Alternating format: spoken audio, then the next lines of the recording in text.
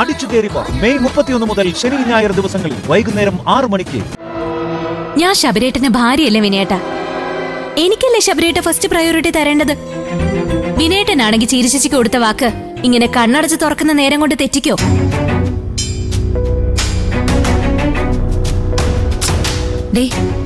മതി ദയേ, അത് വിട്.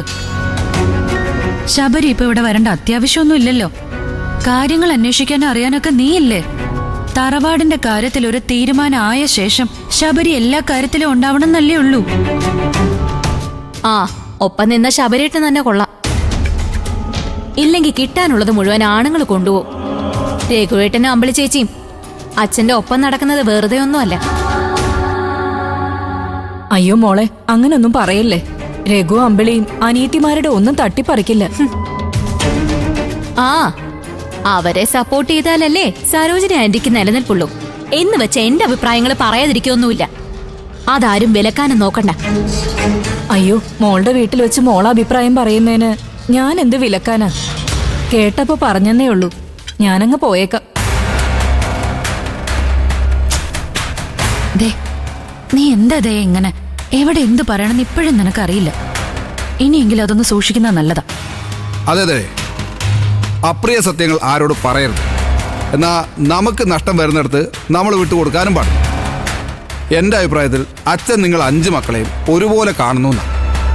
അതിലെന്തെങ്കിലും വേർതിരിവ് കാണിക്കുമെങ്കിൽ മാത്രം നമുക്ക് സംസാരിച്ച പോരുതേ. ഞാൻ എന്റെ അഭിപ്രായം നിങ്ങളോടല്ലേ പറഞ്ഞേ, അതിൽ അവര് തലയിടുമെന്ന് വിചാരിച്ചോ? അത് വിട്ടേക്കടോ. മതി ദേ, ഇനി നീ എന്ത് പറയുമ്പോഴും ഒന്ന് സൂക്ഷിച്ചാ മതി. നമ്മളായിട്ട് ഇനി ഇവിടെ ഒരു വഴക്കും ബഹളവും ഒന്നും തുടങ്ങി വെക്കരുത്. മഞ്ചാടിയുടെ പ്രശ്നത്തിനിടയിലും അച്ഛൻ തറവാട്ടിലെ ഷെയർ ചോദിച്ചു പോയത് രഘുവേട്ടന്റെ അമ്പിളി ചേച്ചിയുടെയും കാര്യം ഓർത്തിട്ടാവും. അതിന്റെ കൂടെ നമ്മുടെ കാര്യം കൂടെ നടക്കുന്നത് ഒരു വലിയ കാര്യമല്ലേ. തറവാടിന്റെ കാര്യത്തിൽ ഒരു തീരുമാനം ഉണ്ടാവുകയാണെങ്കിൽ അതൊരു വലിയ കാര്യം തന്നെയാണ്. നമുക്ക് എല്ലാവർക്കും ഒരുമിച്ച് രക്ഷപ്പെടാം. നീ ചായ കുടിക്കും.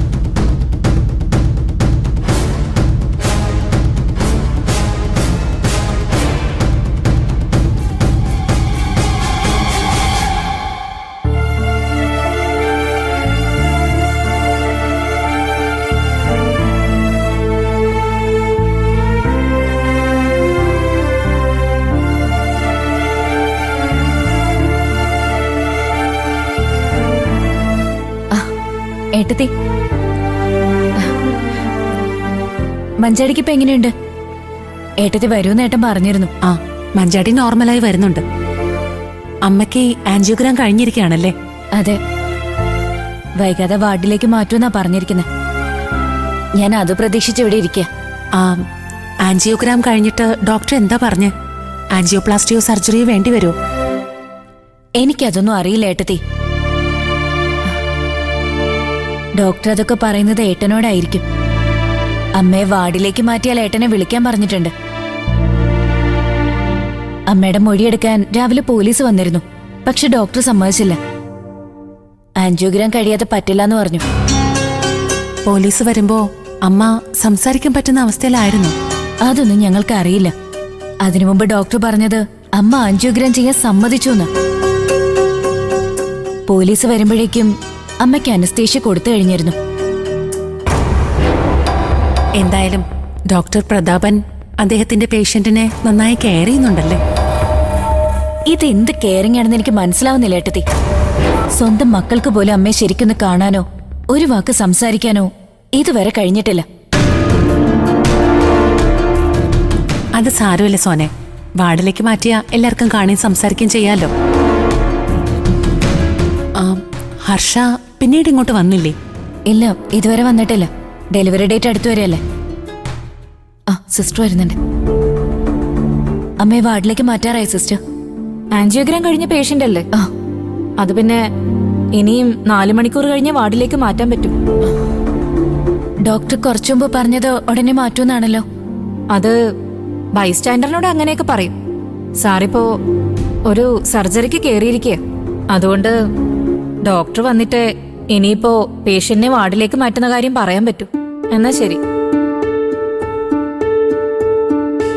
ഇതാ ഇവിടുത്തെ അവസ്ഥ. ഡോക്ടർ ഒന്ന് പറയും, നേഴ്സ് വേറെന്ന് പറയും.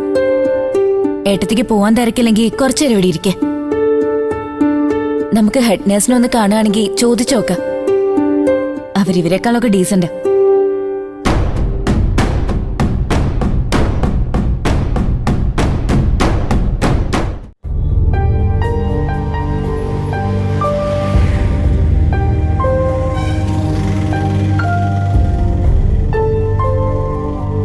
ഇല്ല ഇന്ദ്ര, അന്ന് രാത്രി ആൻറ്റി നെഞ്ചുവേദന കൊണ്ട് പൊളയുമ്പോൾ എനിക്കതിൽ ഒരു സംശയവും തോന്നിയിട്ടില്ല. എത്രയും വേഗം അവർ ഹോസ്പിറ്റലിൽ എത്തിച്ചില്ലെങ്കിൽ ആൻറ്റി മരിച്ചു പോകുന്നു തന്നെയായിരുന്നു എനിക്ക് തോന്നിയത്. അതുകൊണ്ടാണ് മറ്റൊന്നും ചിന്തിക്കാതെ ഞാനും ഹർഷയും കൂടെ ആൻറ്റിയെ ഹോസ്പിറ്റലിൽ എത്തിച്ചത്.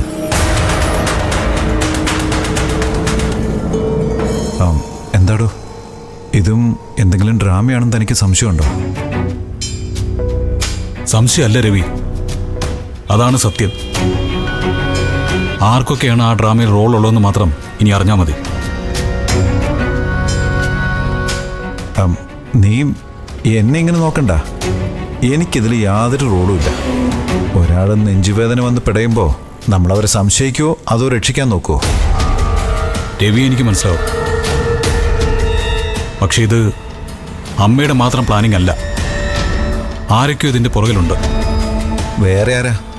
ഹർഷ അല്ലാതെ. അവളറിയാതെ ആൻറ്റി ഒന്നും ചെയ്യില്ലല്ലോ. അവര് മാത്രമല്ല രവി, മഞ്ചാടിയുടെ കല്യാണം മുടക്കാൻ ആഗ്രഹിച്ച നല്ല സ്വാധീന ശക്തിയുള്ള ചിലരുടെ സഹായം കൂടി ഇവർക്ക് കിട്ടിയിട്ടുണ്ട്.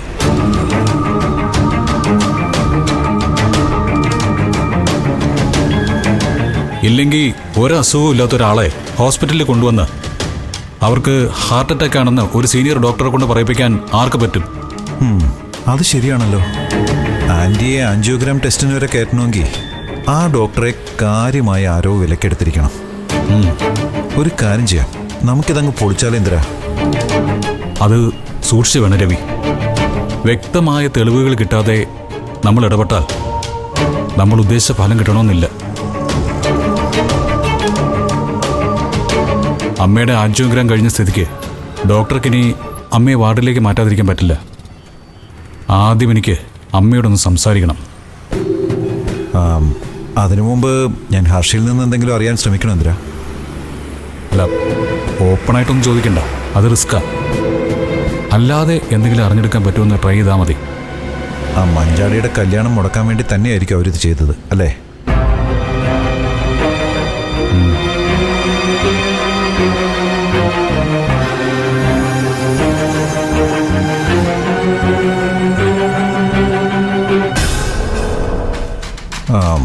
പക്ഷേ അവളുടെ കല്യാണം നടത്താൻ അതുവരെ ഓടി നടന്ന ആൻറ്റി എന്തിനായിരിക്കും പെട്ടെന്ന് ഇങ്ങനെയൊരു മലക്കം പറഞ്ഞത്?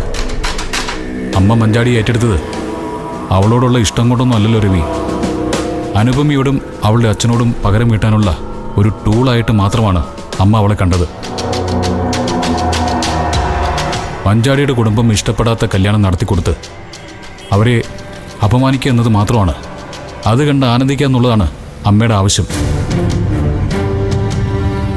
പക്ഷേ ആ കല്യാണം മുടക്കിയേ തീരുമെന്ന് നിർബന്ധമുള്ള ആരോ അമ്മയെ ബ്ലോക്ക് ചെയ്തു.